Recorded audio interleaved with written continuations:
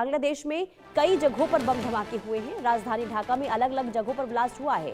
ढाका में 11 जगहों पर देसी बम फेंके गए। बांग्लादेश में 3 बसों में आग भी लगाई गई। यूनुस से जुड़े संस्थान को भी निशाना बनाया गया है। तो बांग्लादेश में धमाका, भारत और पाकिस्तान के बाद अब बांग्लादेश में भी बम विस्फोट की खबर। ये विस्फोट राजधानी ढाका के अलग अलग इलाकों में हुए हैं। विस्फोट के बाद ढाका समेत पूरे बांग्लादेश में लोग सहम गए हैं। इन विस्फोटों में देसी बम का इस्तेमाल किया गया है। जिन जगहों पर विस्फोट हुए हैं उनमें सार्वजनिक परिवहन, मोहम्मद यूनुस और बांग्लादेश के मत्स्य पालन सलाहकार से जुड़े संस्थान, नेशनल सिटीजन पार्टी का कार्यालय और धार्मिक प्रतिष्ठान शामिल है। ढाका पुलिस के अनुसार दिन भर में 11 जगहों पर देसी बम फेंके गए और 3 बसों में आग लगा दी गई, जिसके बाद अधिकारियों ने सुरक्षा बढ़ा दी गई है। आगजनी की घटनाओं में किसी के हताहत होने की खबर फिलहाल नहीं है। पुलिस मुख्यालय ने ढाका के सभी थानों को 13 नवंबर से पहले गश्त और निगरानी बढ़ाने का निर्देश दे दिया है। जब अंतर्राष्ट्रीय अपराध न्यायाधिकरण अपसद प्रधानमंत्री शेख हसीना के खिलाफ एक मामले में अपना फैसला सुनाने की तारीख तय करेगा। तो ये बड़ी खबर आपको बता रहे हैं। भारत और पाकिस्तान के बाद स्थिति खराब बांग्लादेश में भी हुई है। विस्फोट हुआ है बांग्लादेश की 11 जगहों पर। रैनिक दत्ता हमारे संवाददाता तमाम जानकारी के साथ जुड़ चुके हैं। रैनिक, बांग्लादेश में जो विस्फोट हुआ है कब हुआ और अभी क्या ताजा अपडेट? देखिए, जैसे कि बांग्लादेश का ढाका से खबर आ रहा है कि ढाका में टोटल 11 जगह में ये ब्लास्ट का घटना जो है वो घटा है, और जिसपे फिशरीज डिपार्टमेंट भी शामिल है, जिसपे बहुत सारे मस्जिद भी शामिल है, और उसके साथ साथ ही सरकारी जो दफ्तर है उस दफ्तर के बाहर भी ये ब्लास्ट होने का घटना हुआ है। जैसे कि ढाका पुलिस के सूत्रों के हवाले से खबर मिल रहा है कि ये ब्लास्ट का जो मोड वो भी आईईडी ब्लास्ट ही लग रहा है। जैसे कि इंडिया और पाकिस्तान में जिस तरीके से ब्लास्ट हुआ है वैसा ही ब्लास्ट बांग्लादेश में भी देखने को मिला है, मगर बांग्लादेश का ये ब्लास्ट सीरियल ब्लास्ट हुआ है। जैसे कि सूत्रों से खबर है कि टोटल 11 जगह में ये ब्लास्ट का घटना घटा है, जिसमें एक से बढ़कर एक टाइम के बाद और एक टाइम यानी पूरा सीरियल वाइज ब्लास्ट हुआ है, और ढाका शहर को पूरा टारगेट किया गया था, और टारगेट होने की वजह से ढाका में ये ब्लास्ट का जो घटना एक एक जगह को चुन चुन कर किया गया था।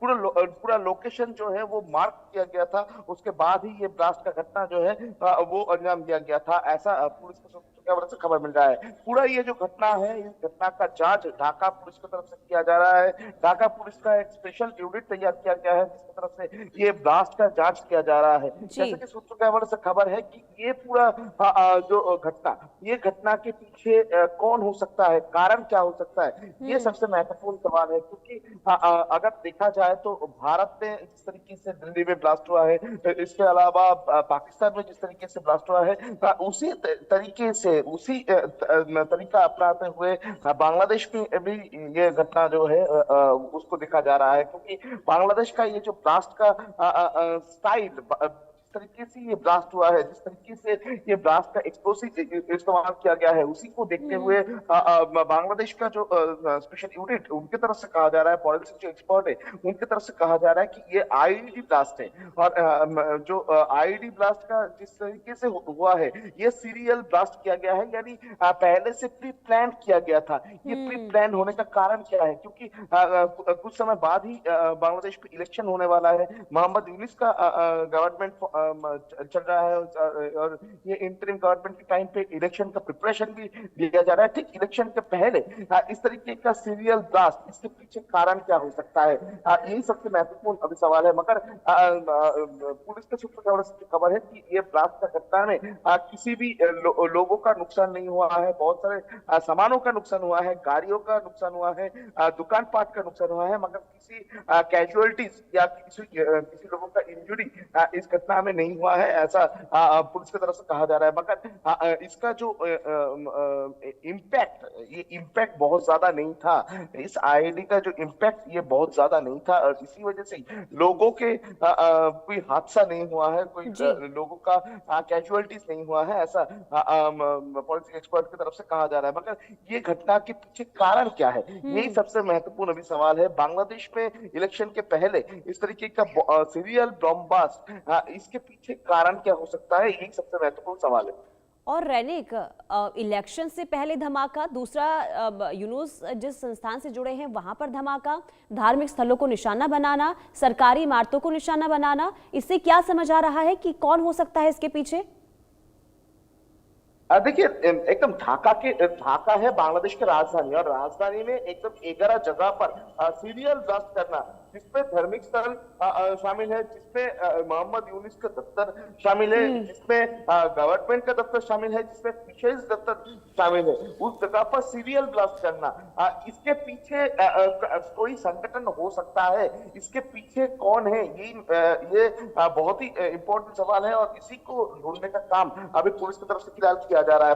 पुलिस की तरफ से जो कहा जा रहा है कि ये ब्लास्ट का जो मोटिव वो देखते हुए माना जा रहा है कि ये ब्लास्ट के पहले ये जिस जिस जगह पे ब्लास्ट हुआ था उस जगह को रेकी किया गया था, पहले रेक किया गया था, उसके बाद कौन से टाइम पे ब्लास्ट किया जा सकता है, कौन से टाइम में भीड़ होता है उधर, उस टाइम को मेंटेन किया गया था, और उसके बाद ही ये जो सीरियल ब्लास्ट का घटना ये इसको अंजाम दिया गया था। यानी पूरा ये घटना जो है ये प्री प्लान है, और प्री प्लान कोई संगठन की तरफ से ही किया जा सकता है, और मगर ये पूरा ब्लास्ट के पीछे कौन है इसका जिम्मेदारी कोई टेररिस्ट संगठन की तरफ से अभी तक नहीं दिया गया है, मगर ये घटना के पीछे कोई टेररिस्ट ऑर्गेनाइजेशन का हाथ है कि नहीं, ये जानने का कोशिश भी ढाका पुलिस की तरफ से किया जा रहा है। क्योंकि अगर देखा जाए तो भारत का राजधानी में भी जिस तरीके से ब्लास्ट हुआ है वो देखने के बाद बांग्लादेश का राजधानी में भी ये ब्लास्ट का घटना ये बहुत ही सिग्निफिकेंट है, और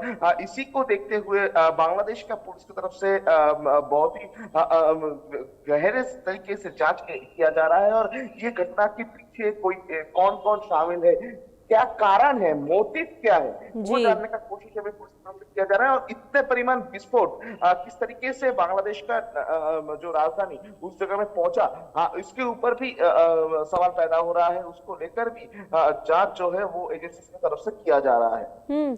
लेकिन रैनिक, सत्ता परिवर्तन के बाद से हमने देखा बांग्लादेश में कट्टरपंथी किस तरीके से बेलगाम हो गए थे, और वहां पर कई दफा हमने देखा कि अल्पसंख्यकों को टारगेट किया गया था। ऐसे में अब यूनुस सरकार के तमाम चीजों, यानी खासकर यूनुस के दफ्तर को निशाना बनाना और गवर्नमेंट इमारतों को निशाना बनाना, तो क्या ये माना जाए कि कहीं सरकार से कोई नाराजगी थी, इसके बाद ये कदम उठाया गया, और ये माना जाए कि क्या बांग्लादेश में के लोगों ने ही इस तरीके से कदम उठाया है, यानी कि जो कट्टरपंथी बेलगाम हो गए हैं, क्या उनकी तरफ से भी ये कदम उठाया जा सकता है रैनिक?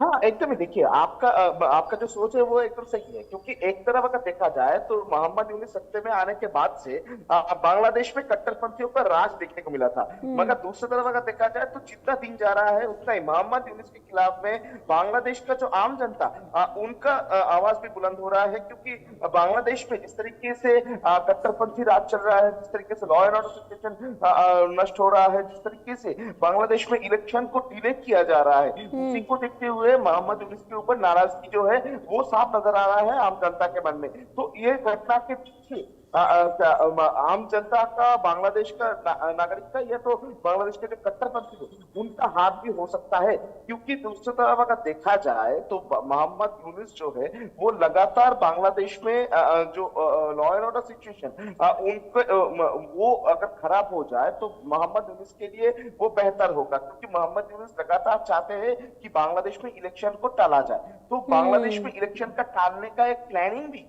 ये हो सकता है कि जिस तरीके से ढाका यानी राजधानी में जिस तरीके से ब्लास्ट हो रहा है, जिस तरीके से सरकारी दफ्तर के सामने यानी कि मोहम्मद यूनुस का दफ्तर के सामने जिस तरीके से ब्लास्ट हो रहा है, उसमें लॉ एंड ऑर्डर सिचुएशन को लेकर सवाल पैदा होगा। तो इसी सिचुएशन में इलेक्शन करवाना पॉसिबल है कि नहीं, ये सवाल भी हो सकता है। यानी कि इलेक्शन को टालना भी एक इसके पीछे मकसद हो सकता है, हालांकि जांच का इंतजार करना होगा। बहुत शुक्रिया रैनिक तमाम जानकारी देने के लिए। तो बांग्लादेश में भी स्थिति खराब, ढाका में हमला, अब देखना यही होगा कि इसके हमले के पीछे आखिर है कौन।